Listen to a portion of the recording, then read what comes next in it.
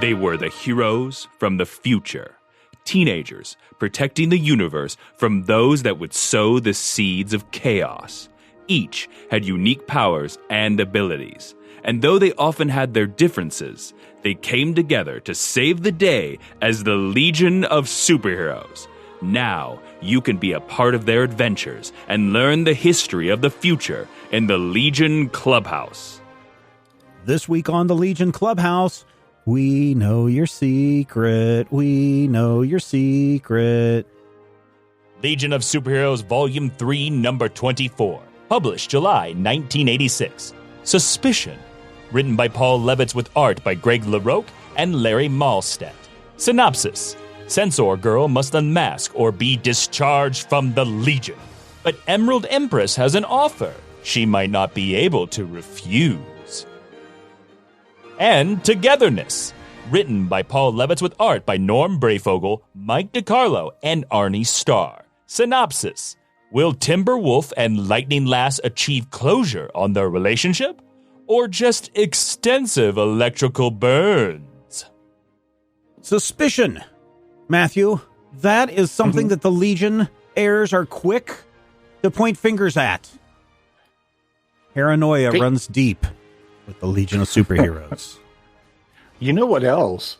They'd gossip and gossip. Yeah, I mean, that's kind of like, I don't know, if we look at this from the hindsight of this is the 80s, and from the 50s through the 80s, there's one thing that they do with tropey kids, and that's that they form cliques and they gossip a lot. And if Sweet Valley Twins have taught us anything, it's that gossiping is how you find out what's going on in Sweet Valley High. But it's interesting, the 8 Legionnaires who are gossiping at the beginning of this issue are not like of the same clique, because, Sunboy is a Starboy pal. And of course you have Block and Timberwolf, the dumb kid and the weird young kid. And it's really strange to me to see Ultra Boy and Magnetic Kid talking about, oh, what could this be? But then you also have Chameleon Boy, who's one of, at this point, I think Chameleon Boy, Colossal Boy, and Phantom Girl are the most tenured Legionnaires. So they've been here longer than anyone who's not a founder. They have been here for the whole time, and Chameleon Boy is all just like, she's probably Supergirl's clone. And not only that, she can probably hear you right now, so maybe stop gossiping about her. He's like feeding right into the paranoia. No, I think that it's not weird that it is, these aren't the same cliques and they're talking about it.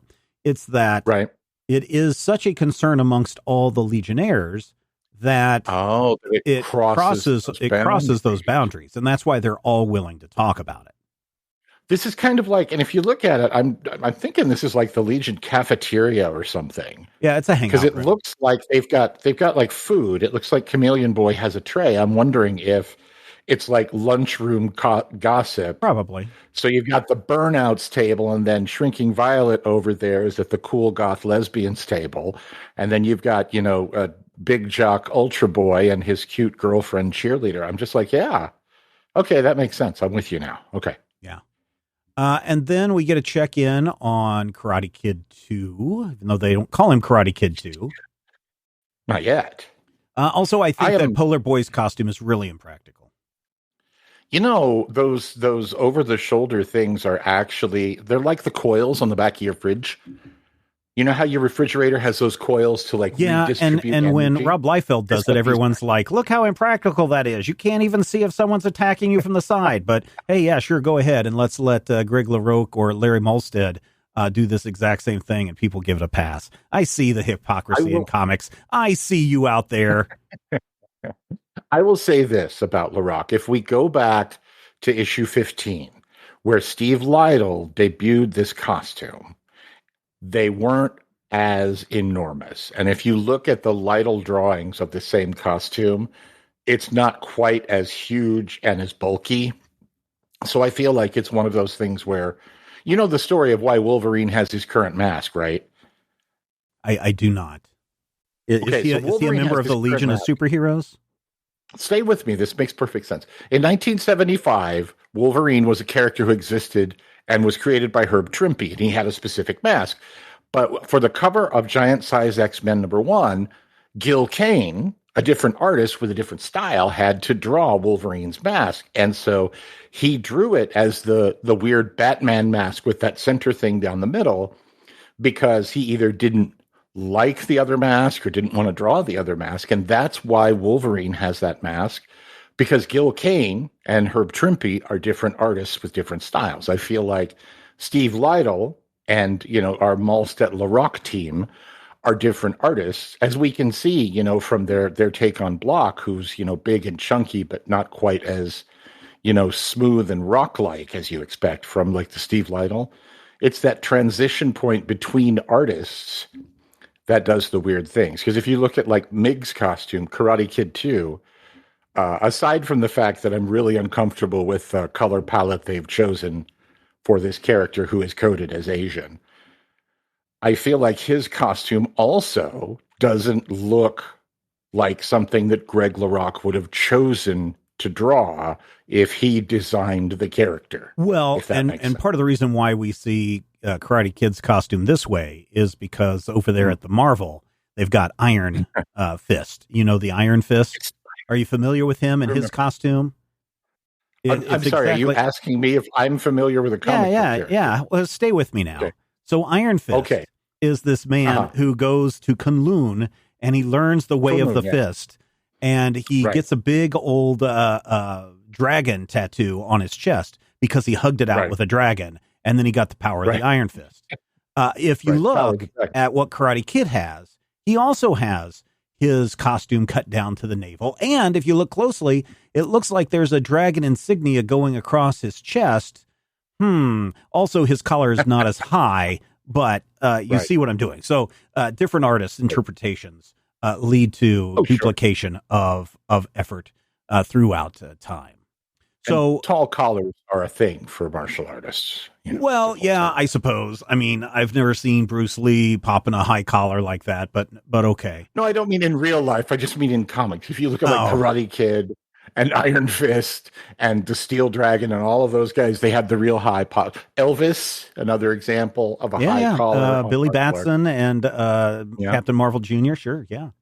Right. Yeah. Captain Marvel, of course, Shazam, the S in Shazam actually stands for Saul Bellow, which gives him the power of a really good writer. But one of those in there probably stands for Bruce Lee. I think it's the Z stands for Bruce Lee. Mm-hmm. Yeah. Anyway, Mentala or Mental La is missing. Mentala. Mental. I am La. Mentala. She is missing. The fresh maker. She has taken all of her stuff with her. And so everyone's just assuming that, I don't know, maybe she was kidnapped. I don't know. She took all her stuff with her. Maybe she decided to leave your organization.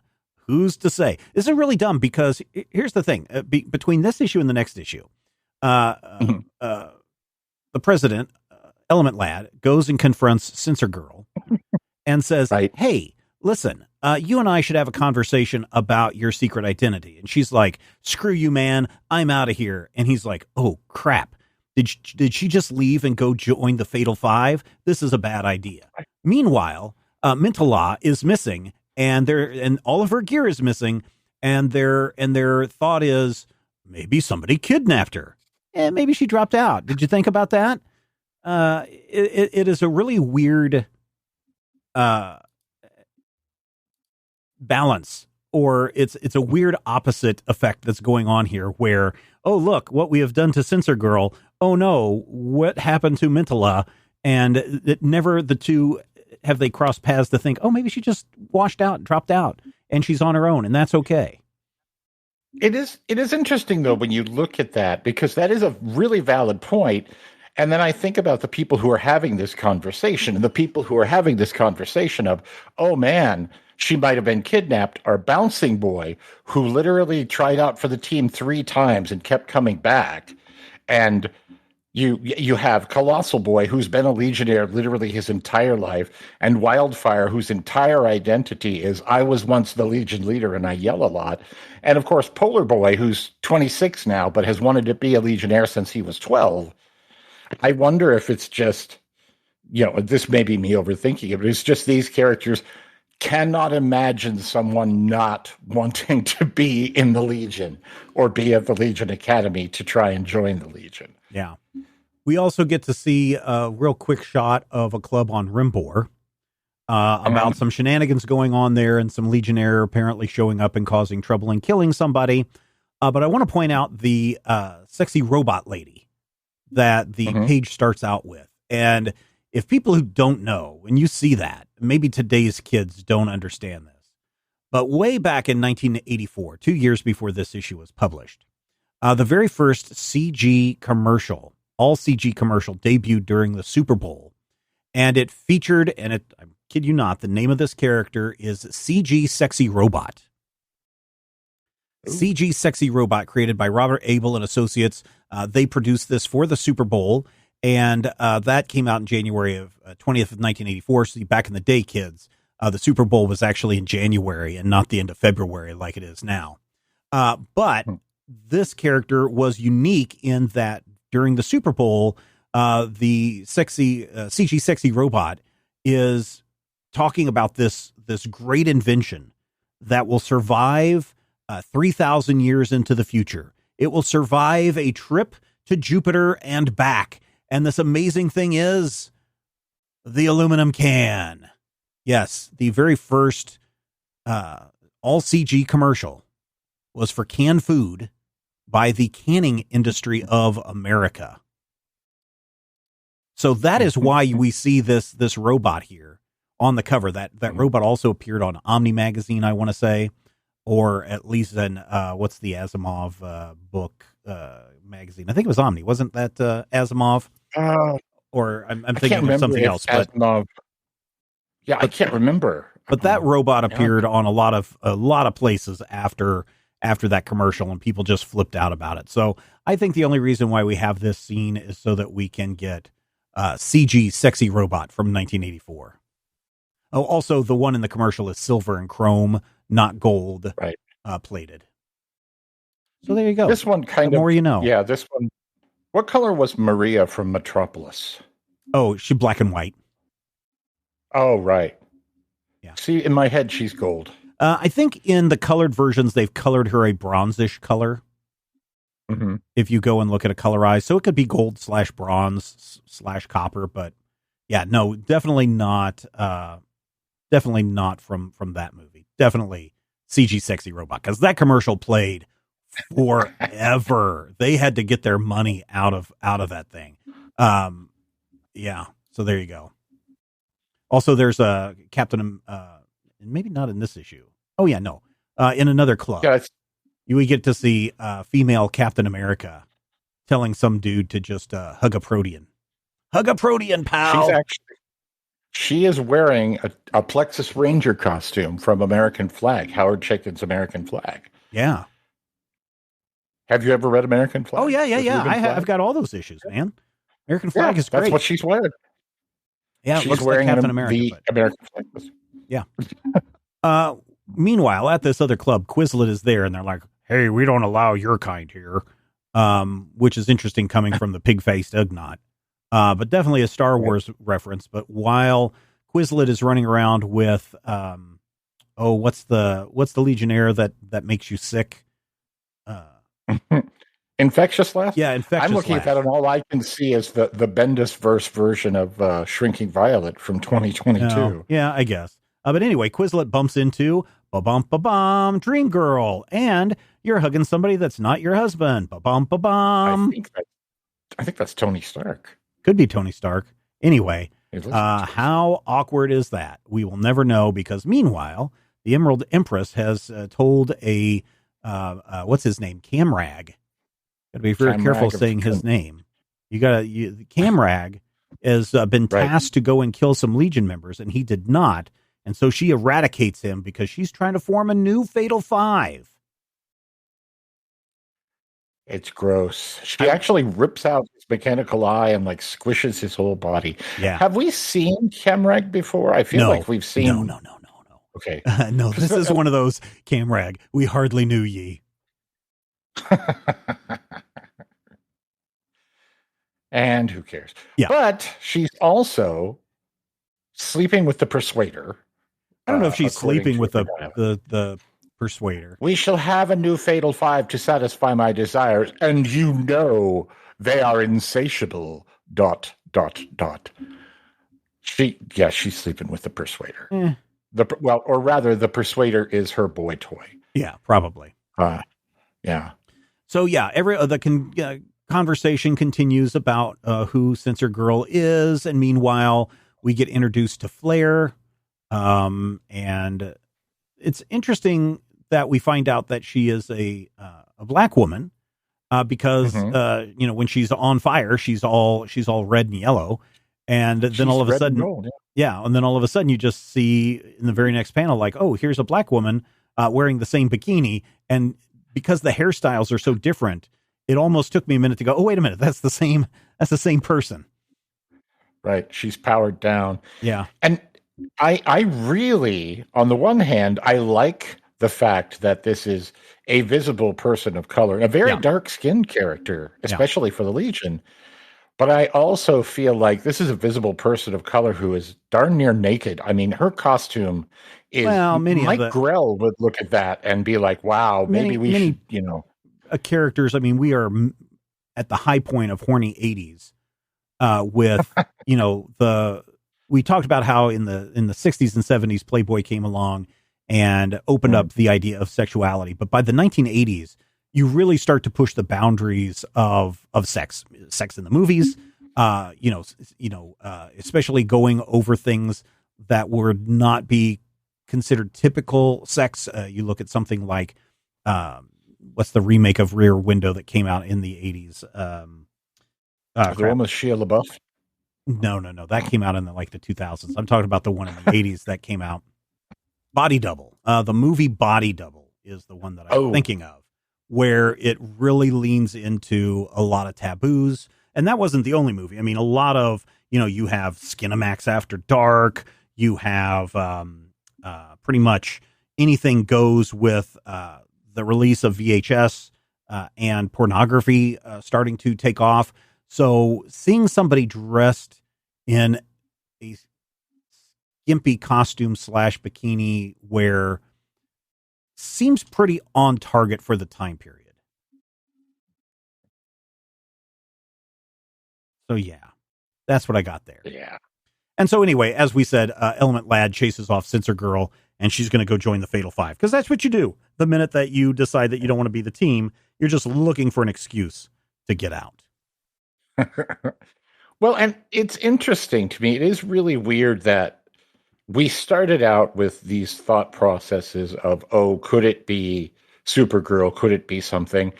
And then we've come to a point now where there aren't really any hints. There aren't really any clues for a while. It's just she's here and everybody's mad about it. And then Element Lad is just like, okay, I know you told me that you can't and you won't and you're never going to tell me, but I need you to tell me. What? Okay. Never gonna do it. Never gonna do it. Never gonna do it. He's just, it's a very awkward moment for Element Lad because he's usually more circumspect, more thoughtful than this. It's weird. I think he's just feeling the pressure from everybody else on the team because he knows it's becoming a distraction for everybody. And that if it's a distraction for everyone, then it means the team doesn't function at 100%. So might as well try to nip this in the bud and show that you're a good leader and see if at least you can assuage people's fears. And Censor Girl's like, nope, not going to have any of it. And off she goes. Meanwhile, Timberwolf is a jerk. He is. Oh, my God. So when someone breaks up with you, ladies and gentlemen, the last thing that you want to do is stalk them. And that's kind of what Timberwolf does in this little backup story where he and Lightning Lass go off on an adventure together. And Lightning Lass says, boy, it sure was great for Element Lad to team us up and we could just have a good old-fashioned adventure. And he's like, no, I paired us up because I want to tell you that I love you. And she's like, no, wait, dude, back off. I'm a woman now. Whoom. And then that's the end of the story. I actually feel like, aside from the fact that she's like shooting electricity like a Category 5, her point is relatively sane and solid. She literally tells him, I stood with you. I helped you. I supported you through all of your nonsense. And the one time I asked you to support me, you're like, no, the Legion is more important. It makes sense from her perspective. And it doesn't feel like the kind of crazy nonsense. Like, I don't necessarily want to put this all on Levitz. I don't want to put this on DC editorial, but there's a tendency in the 80s for the female characters to come across as really like over the top, blah, just flying off the handle all over the place. And this is a moment where Ayla makes a clear point and says to him, this is how I felt. We're done here.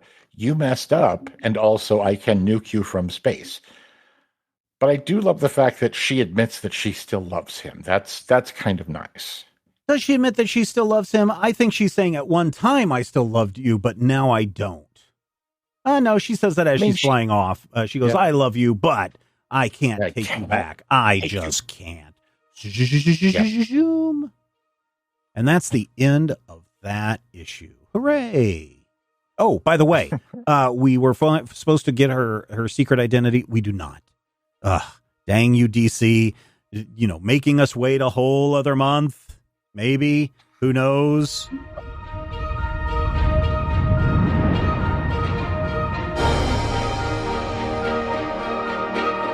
Matthew, you know what I like more than talking about Legion of Superheroes?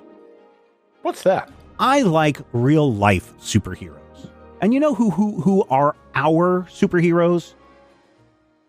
All of our listeners who join us over at Patreon at patreon.com/major spoilers. That's right. You, dear listener, could be our hero right now and join our growing group of awesome people over at patreon.com/major spoilers. So listen, the government did some government stuff, and now it's going to cost us more to produce this show with rising costs, etc. If we can't hit our marker by June, we won't get to find out what happens in the Archie Legion. We may not even get to 5 years later at the rate we're going. Blame the government. Don't blame us. But here's how you can help. You can head to patreon.com/major spoilers. We only need between now and the end of April, 50 of you, 50 of our dear listeners to sign up at the silver level membership or higher. If you find value in this show, if you enjoy this show, if you want to hear this show continue far into the future so that we can get all the way back around to the what's his face's run, Brian Michael Bendis's run on the Legion, then by gosh, head over to patreon.com/major spoilers. Again, patreon.com/major spoilers, and be one of our heroes. And here's the thing. If you sign up from now on, going forward, anybody who signs up at the silver level or higher, and when you sign up, you send a little note that says, hey, long live the Legion, then we will come up with a creative Legion of Superheroes name for you that we will record into our record books for all time. And it will be ensconced right here on this podcast as well, because we will give you that shout out. So when you sign up and join our superheroes at patreon.com/major spoilers, if you're a Legion of Superheroes fan, if you love Legion Clubhouse, just put in there, long live the Legion, and I'll make sure to note that we are going to give you a super cool name and a shout out right here on the show. It's the least we could do for all that you do for us. Patreon.com/major spoilers.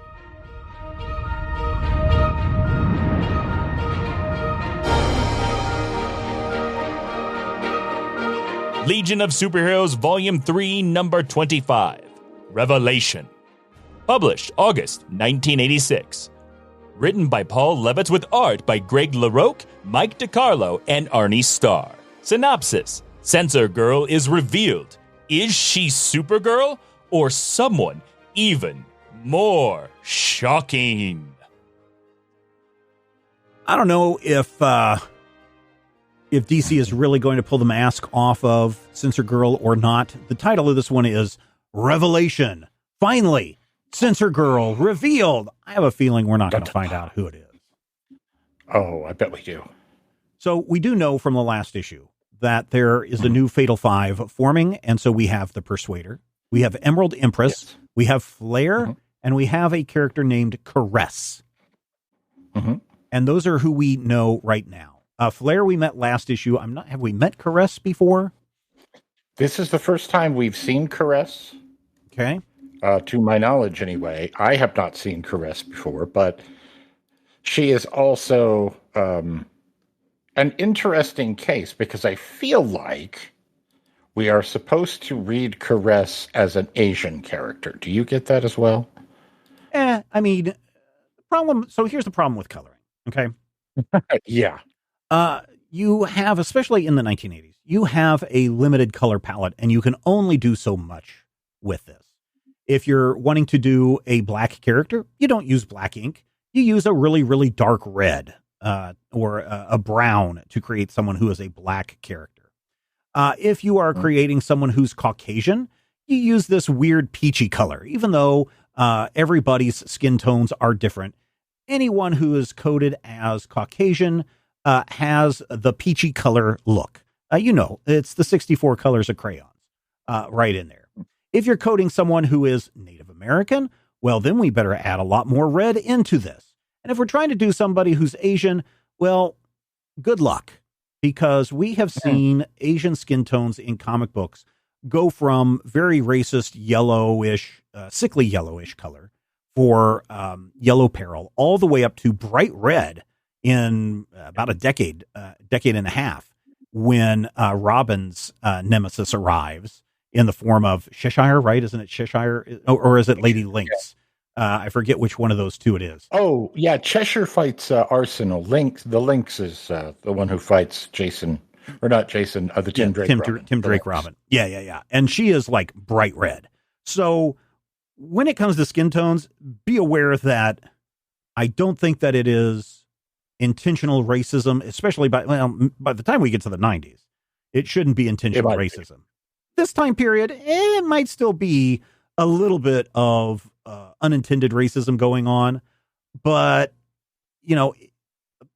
again, because you're working with the limited skin tones. Yeah. If you try to portray this character as anything else other than, Caucasian, you're going to have trouble mixing up a color that is going to work. Now, does that mean that it's right? No. Does that mean that that everybody comes in a variety of different colors? Yes, we do. And it's just, I think a lot of it, certainly when we look at the 1930s and we look at the Fu Manchu character and we look at a lot of the Yellow Peril characters that came out that time, yes, yellow was definitely done with racist intent. Here, I don't read this character as Asian. The character does have a more of a yellowish skin tone than the peachy colored Persuader and peachy colored Emerald Empress. And I don't read it as Asian, and I certainly don't read it with racist intent. It would be very different if, the problem that we have with Dawnstar, who's on the very next page, problem that we've had from Dawnstar from the very beginning is she's specifically coded as a Native American. And that she is very specifically coded with tropes of Native peoples.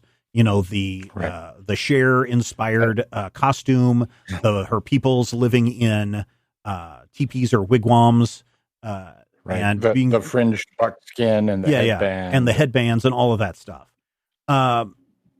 Beyond just the color of Caressa's skin, there's only one other way that you could make this super racist, and that is not, thankfully, in this issue.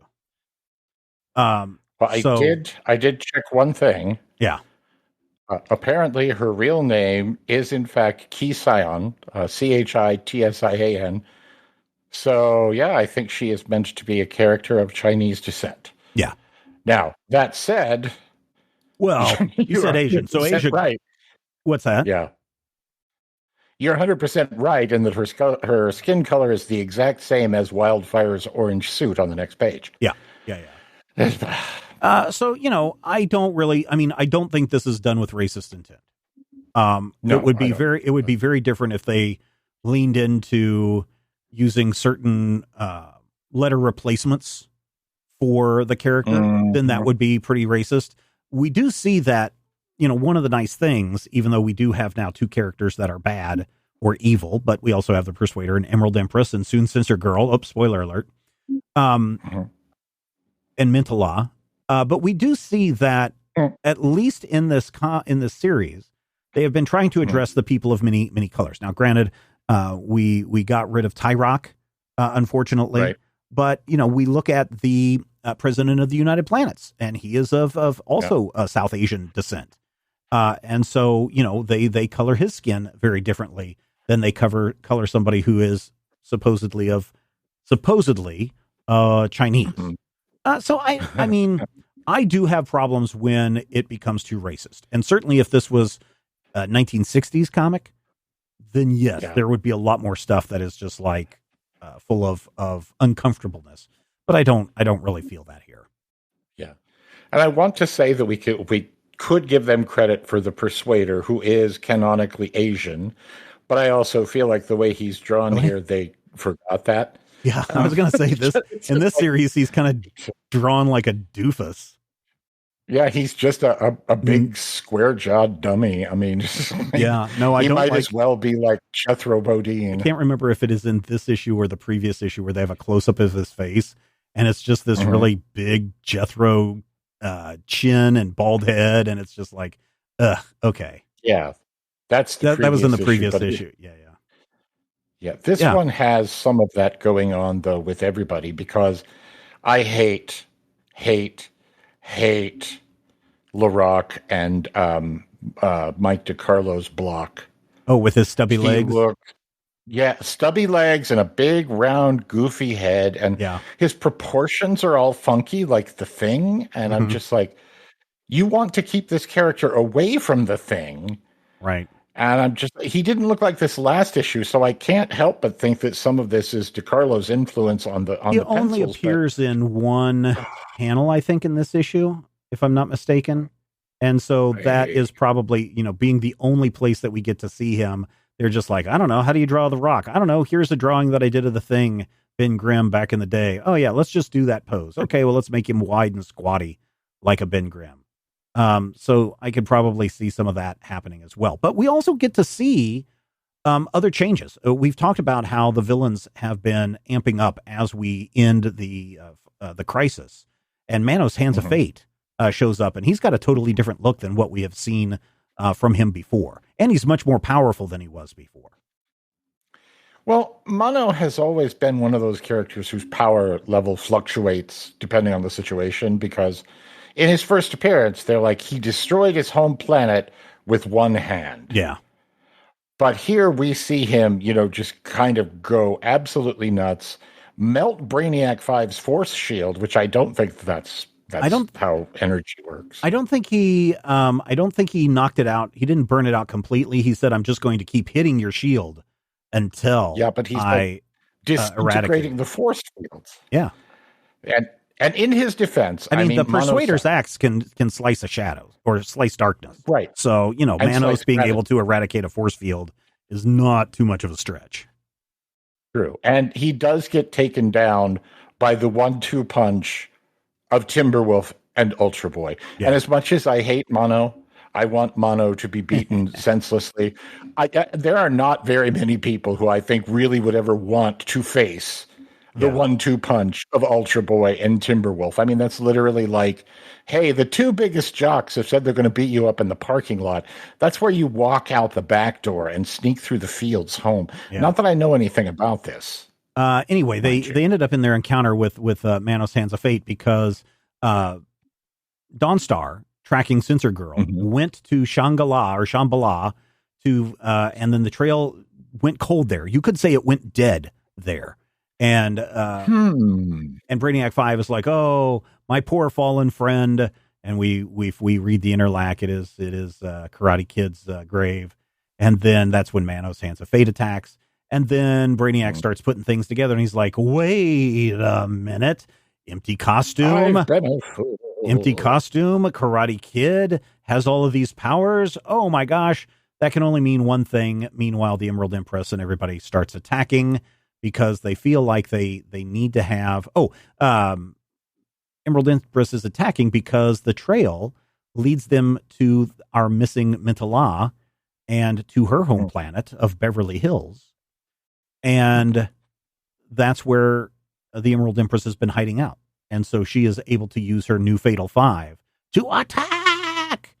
And there's a mighty battle in which case Censor Girl falls and Emerald Empress rips off her mask and reveals it to be Princess Projectra. That last page puzzled me when I was young. Because you didn't know who Princess Projectra was?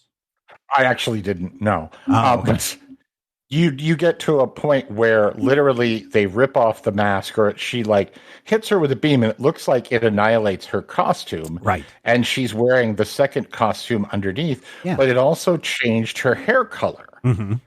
So I did not, at the time I didn't know Projectra's powers well enough to know that she was clearly just projecting her suit over her other suit. But it's a really beautiful last page reveal of Projectra. And it does make Projectra's costume look good and look regal in a way that certain Projectra suits have not, in that it's not quite as, I believe the internet calls it stripperific, but it's not quite as brief as we've seen before. It looks really good. Yeah. But then I'm also like, why is it not Supergirl? Yeah. It was supposed to be Super. They told me it was Supergirl. No, all the clues. I mean, if you're Brainiac 5, a 12th level intellect, then you saw all of these clues come together and you solved it probably a page before Brainiac did, because you are that 12th level intellect. But this issue had some pretty good. Okay. If you say so. I think that this issue was really pretty good because I enjoyed the fight scenes. I enjoyed seeing another member of the Fatal Five come out and just be totally crazy. And I like, when Emerald Empress is like, to me, my Fatal Five, and again, making the circle complete once again. But yeah, I enjoyed this issue. It's much better than the previous one. And these two together are certainly much better than the last maybe 6 or 8 issues that we've read. I do like the fact that this issue makes the Fatal Five feel dangerous in a way that they haven't for a while. Because remember, each one of them was rated as a Legion level threat on his or her own. Right. Back in 66. And when they teamed up together, it was like an unheard of crisis. But the last few times we've seen them, we knocked out Manos, the Hands of Fate, and then we knocked out Dwayne Tharrock Johnson. And, we see these characters just get kind of punked out a little bit. Mm-hmm. And now all of a sudden they're dangerous again. The Persuader is dangerous. Emerald Empress is a huge, huge threat. I like seeing that. And the rest. Even though your point about, people getting jammed up is interesting. Yeah, and the rest. Don't forget Flare, Mantilla, and Caress, whose powers are. I'm fine with all of their powers, but they don't feel like they are the same. So, for example, we don't know the extent of Caress's powers, or Flare's powers, really. I mean, she creates light, and Mantilla does mental things, but they just do not feel like they could destroy half a planet with one hand, or slide in to your wrestling ring as the crowd goes wild, like Tharrock Johnson, or even just have half the mental capabilities of Validus. So I don't know. These new 3 recruits better step up if they hope to prove that they could be a new Fatal Five. Yeah, I kind of agree with you, especially since Mantilla was proven to not be quite as adept as Tellus, who has stated on multiple occasions he's not as adept as Saturn Girl. So essentially, we've got a character who is definitely less powerful than the character who's a replacement for a character who was part of a team that any one of the original Fatal Five could have killed. Yeah, I can definitely see it. But this is also nice for me because we're finally seeing the new kids in these last 2 issues just sort of blending in. It's no longer, here's the 5 newbies going, we're weird. Tellus is in the team and he saves them when Emerald Empress attacks. Yeah. Magnetic Kid gets into a fight. Yeah. With his there are actually a couple of screaming fights. Yeah. That I really appreciate. Polar Boy may die. Boy may die. He's been built up to saying, oh man, if I would have just done this when I tried out, I could have been a real Legion member for a long time. And look how great I am. And look at my cool costume. this dude gonna die. That's what you do when you're about to kill somebody, is you make them have these really cool epic moments where they're icing Emerald Empress down, or is it caress down into an ice block, and then have your persuader chop your fuzzy puffy shoulder pads off, and then you're dead because your coolant escapes. Your radiator coolant. But I will say this, the one thing that I loved most about these two issues, and as I was doing it, I thought of you, because there's a point where Brainiac, Element Lad, and Chameleon Boy, friends of many, many years, get into a screaming match, a three-way screaming match, reminding you that nobody screams at you like people that you've known forever. Why would I think of you? I don't know. I'd never scream. I can't imagine. I've never screamed. Oh yeah, don't you have an alarm on your phone for every 6 months we need to have a yelling match? No, we don't yell. I may talk sternly to you, but that's not the same as yelling. Yeah. So there you go. But I really do like that moment where we are reminded that these are old friends and old colleagues, and they can have those heated discussions, and then everybody walk away and come back, and everybody's cool and they're fine because they've been friends for, I don't know, let's call it 15 years, whatever it is in universe time. It's just weird. That wraps it up for this installment of the Legion Clubhouse. Matthew, what did we learn this week? We learned that if there's nothing inside your costume, then you're probably going to be a big swerve at the end. I think we also learned that Matthew has an alarm set every 6 months so he can pick a fight with me. I didn't say pick a fight. I said prepare for a fight. And most importantly, we learned that Sunboy apparently knows how to play chess. Thank you so much for joining us this week on the Legion Clubhouse. Again, back your player up just a little bit and go back and listen to the mid-segment where I'm talking about becoming one of our heroes at patreon.com/major spoilers. We look forward to giving you a shout out in the future. We might even call you our hero, man. And I'm the Ruby Emperor. The Legion Clubhouse is a production of Major Spoilers Entertainment, LLC, and is produced by Steven Schleicher.